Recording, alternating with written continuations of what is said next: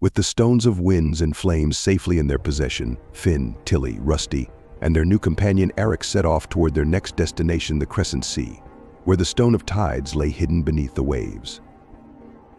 As they descended from the heat of Emberclaw volcano, the landscape began to change. The charred earth and scorched rocks gave way to lush forests and rolling hills. Birds sang in the trees, and the air was cooler, with a salty breeze that hinted at the ocean waiting for them ahead. But despite the peaceful surroundings, Finn couldn't shake the feeling that something dark was looming on the horizon. One evening, as they made camp under the stars, Eric sat sharpening his sword while Finn pored over the map. The journey to the Crescent Sea would take several days, and once they arrived, they would need a way to reach the Stone of Tides, which was said to be guarded by ancient sea creatures beneath the waves. "I wonder how we'll get it," Finn said, tracing the map with his finger. "The ocean's huge, and we don't even know where to start looking." "We'll find a way," Eric replied, not looking up from his blade. "The sea is full of mysteries, but we've already faced fire and wind. Water won't be any different." Tilly, perched on a nearby log, added, "We'll need a ship though, unless you plan on swimming across the entire Crescent Sea."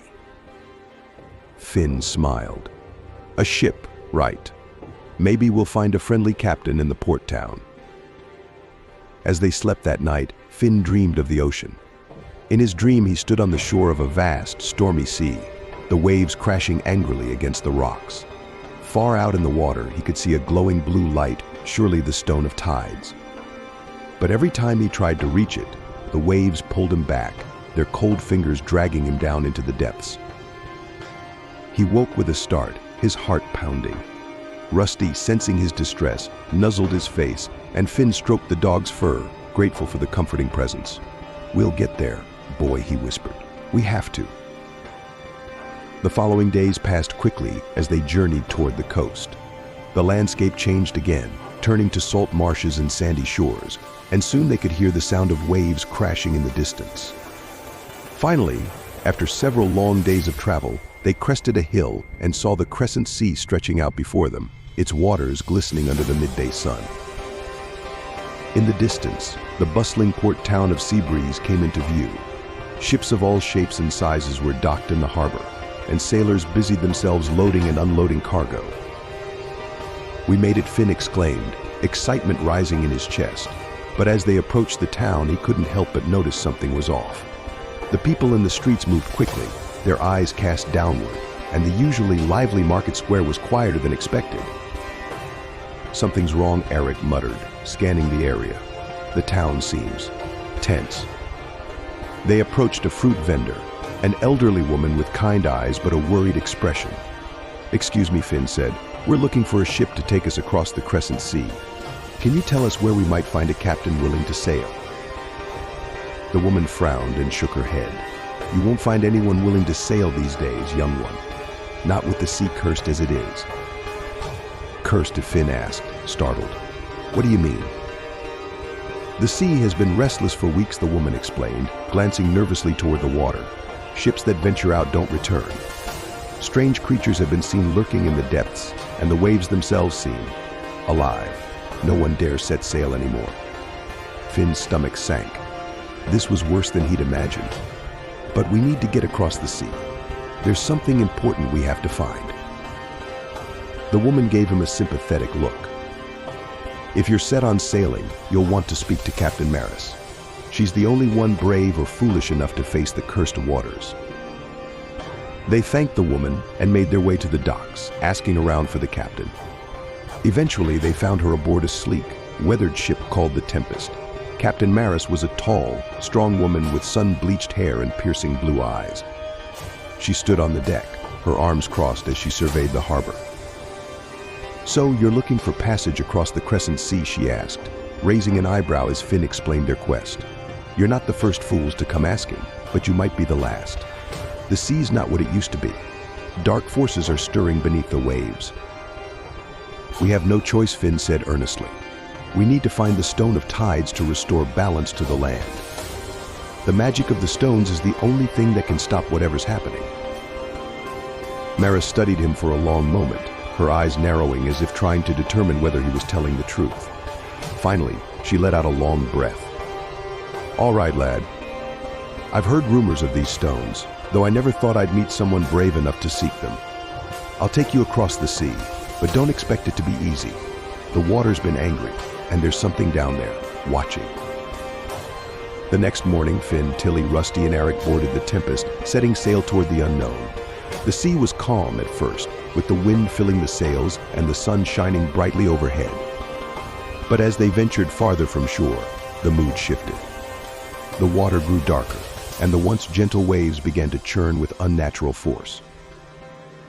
The sky darkened as storm clouds gathered, and soon the ship was being tossed by massive waves. Finn held onto the railing, his heart racing as the wind howled around them. "Is this part of the curse?" he shouted to Maris over the roar of the storm. "Aye," Maris yelled back, "but this is only the beginning." Suddenly, a monstrous shadow loomed beneath the water. Finn's eyes widened in horror as a giant serpentine creature burst from the sea, its scales glistening like oil and its eyes glowing with a cold, blue light. The Leviathan, Maris cried, drawing her sword.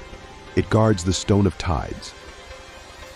The creature let out a deafening roar and lunged toward the ship, its massive jaws snapping at the mast. Finn scrambled back, gripping the Stone of Winds in his hand.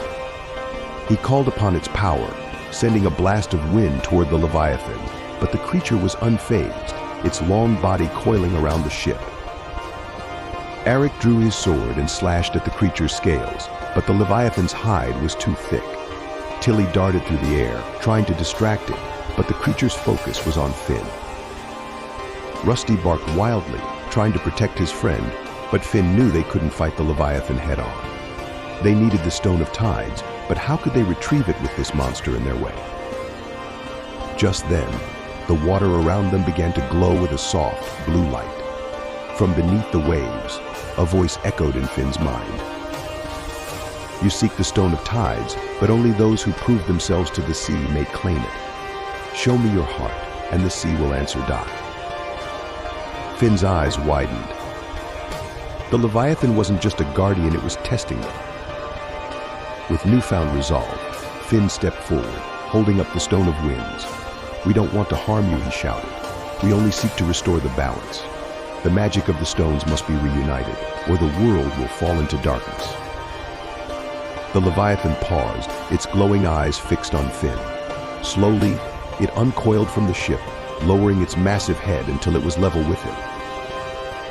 Finn reached out, his hand trembling, and gently touched the creature's snout. "I promise to protect the stones and use their power wisely," he whispered. For a moment, there was silence. Then, with a deep, rumbling sigh, the Leviathan submerged back into the water. As it disappeared beneath the waves, a glowing blue crystal shimmering like the sea itself floated to the surface. Finn carefully retrieved the Stone of Tides, its cool energy flowing through him like a calm, steady current. Captain Maris let out a breath of relief, sheathing her sword. "You've done it, lad. The sea has accepted you." With the third stone now in their possession, Finn and his companions sailed onward, their hearts lighter, but their journey far from over. One stone remained, the Stone of Earth, and with it, the final leg of their adventure awaited. But for now, they sailed under the stars, the glow of the Stone of Tides lighting their way.